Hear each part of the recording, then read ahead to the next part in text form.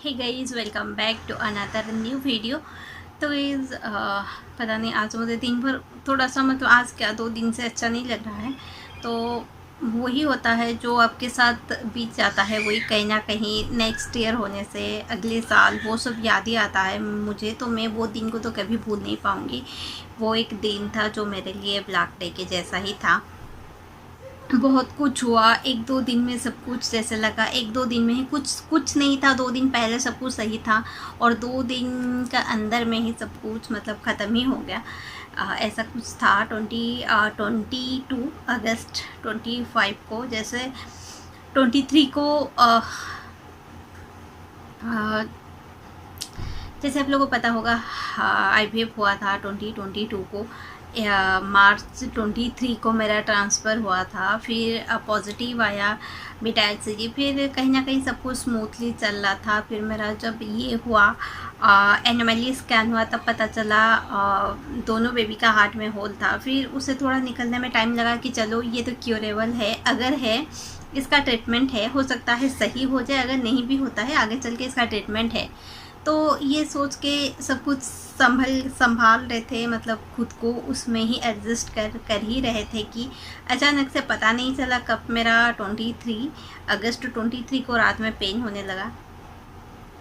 फिर मैं मुझे तो पता नहीं था वो मतलब लेबर पेन था करके। फिर 24 को थोड़ा सा मैं वेट की, मेडिसिन ली। फिर 24 को 1-2 बजे घर से निकली डॉक्टर के पास।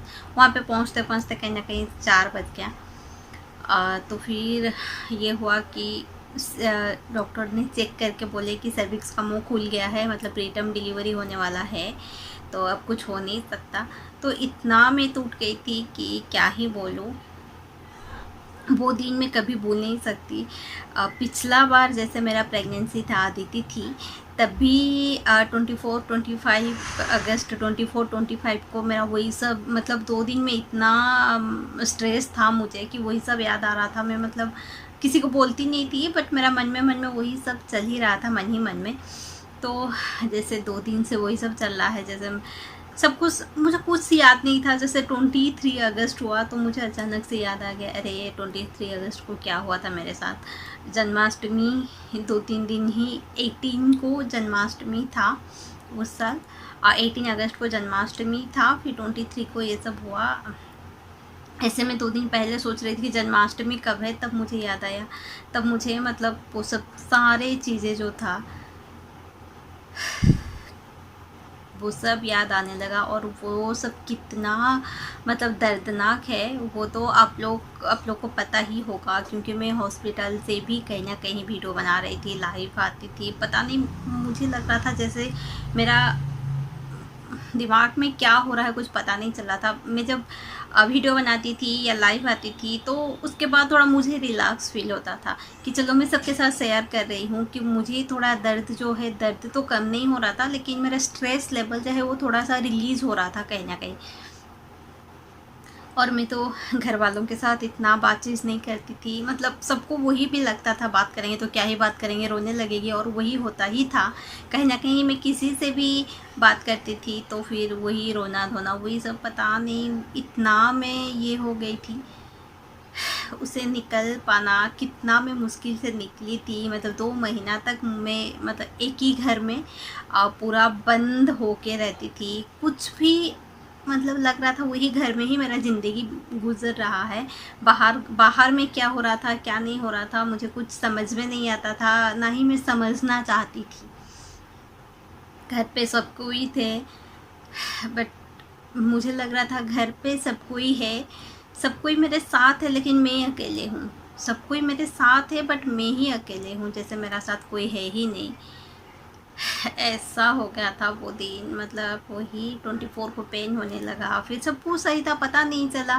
23 को थोड़ा सा पेन होने लगा, फिर 24 को डॉक्टर के पास गए, चेकअप हुआ, एडमिट होना पड़ा।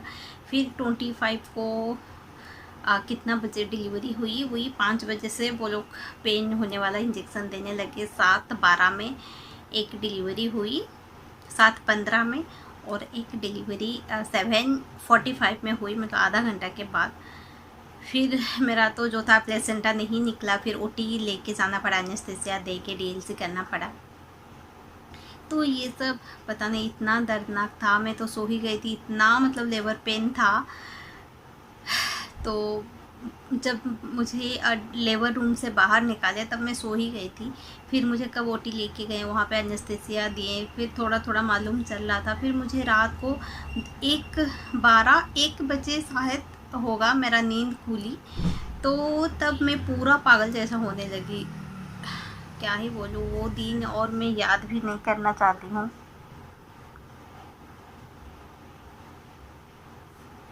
बस यही बोलूँगी कि हाँ, ये दिन किसी का लाइफ में भगवान ना ही दे। अगर नहीं हो रहा है वो सही है, कंसीव नहीं हो रहा है वो कहीं हद तक सही है।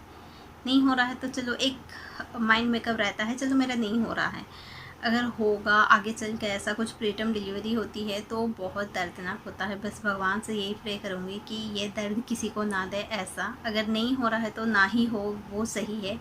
बट ऐसा 5-6 महीना में जब प्रीटर्म डिलीवरी होती है तो वो बहुत ख़तरनाक होती है। अगर ईयरली मिसकैरेज हो जाता है कहीं ना कहीं वो मैनेजेबल है। 2 महीना में अगर मिसकैरेज हुआ 15 दिन 20 दिन तो वो सब मैनेजेबल है। बट जब 5 महीना 6 महीना में प्रीटर्म डिलीवरी होती है, अगर 7 मंथ में होता है तो चलो NICU का फैसिलिटी है, वो कुछ हो सकता है, एक उम्मीद रहता है, कुछ होने का चांसेस है, सही होने का चांसेस है। अगर उसे पहले होता है तो वो बहुत पेनफुल हो जाता है, कुछ ना ही डॉक्टर कुछ कर पाते हैं, नहीं हम लोग वो दर्द जो है सह सकते हैं।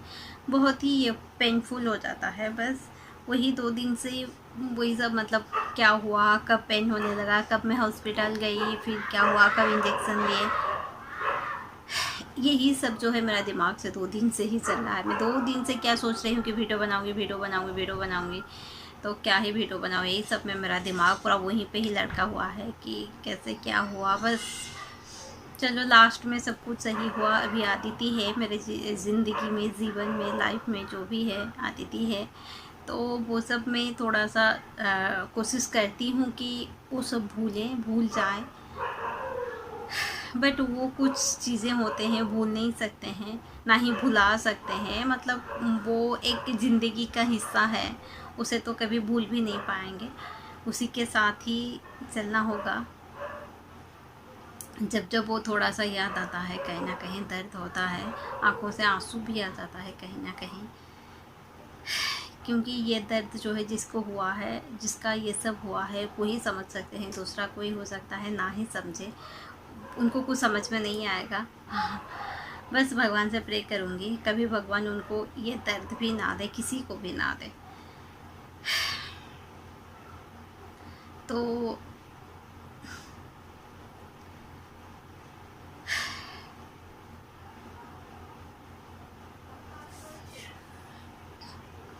वही है, भगवान सबको सही रखे, सलामत रखे। जिनका भी इनफर्टिलिटी ट्रीटमेंट चल रहा है या प्रॉब्लम है, वो लोग सही सलामत रहे, किसी तरह का कोई कॉम्प्लिकेशन ना आए, इजीली कंसीव हो जाए, IVF तक जाना नहीं पड़े। अगर कोई IVF कर रहा है उनका भी आराम से मतलब डिलीवरी तक सब कुछ सही चले, क्योंकि बहुत सारा केसेस में ऐसा हुआ है। अभी अभी मतलब रिसेंटली मेरा रिलेटिव में कोई है जिनको भी अभी वही 5th मंथ में प्रीटर्म डिलीवरी हो गई, ट्विंस ही थी। तो और एक चीज़ है, अगर किसी का ट्विंस हो रहा है, मैं तो यही सजेस्ट करूँगी, ट्विंस हो रहा है, डॉक्टर मना करने का बाद भी आप लोग जो है थोड़ा सर्वाइकल सर्कुलेस कर लीजिए, स्टिचेस वगैरह कर लीजिए, और कोशिश कीजिए कि ज़्यादा से ज़्यादा बेड रेस्ट करने के लिए। बेड रेस्ट का ज़रूरत कब होता है, जब बेबी का वेट थोड़ा बढ़ने लगता है 4 मंथ के बाद से। और कितना महीना रहता है, 4 मंथ से लेके 4 मंथ तक, और 8 मंथ तक, मतलब 4 ही मंथ होता है, क्योंकि आपको ट्विन से तो डिलीवरी 8 मंथ 9 मंथ में हो ही जाता है। पूरा 40 वीक तो जाता ही नहीं है, ना ही 36 वीक जाता है। तो उतना दिन तक आप थोड़ा सा मतलब एडजस्ट करके रहना चाहिए, यही तो मतलब मैं सजेस्ट करूँगी अपना एक्सपीरियंस से। तो इस मुझे मतलब टाइम भी नहीं हो रहा है ये चैनल में वीडियो डेली बेसिस में अपलोड करने के लिए। मैं सोच रही हूँ मतलब डेली बेसिस में कुछ ना कुछ डेली ब्लॉग्स वगैरह वीडियो अपलोड करने के लिए कोशिश करूँगी, डेली वीडियो आने के लिए। और लाइव तो मैं आ ही नहीं पा रही हूँ। तो फिर मिलते हैं एक अनदर न्यू वीडियो में, थैंक यू सो मच।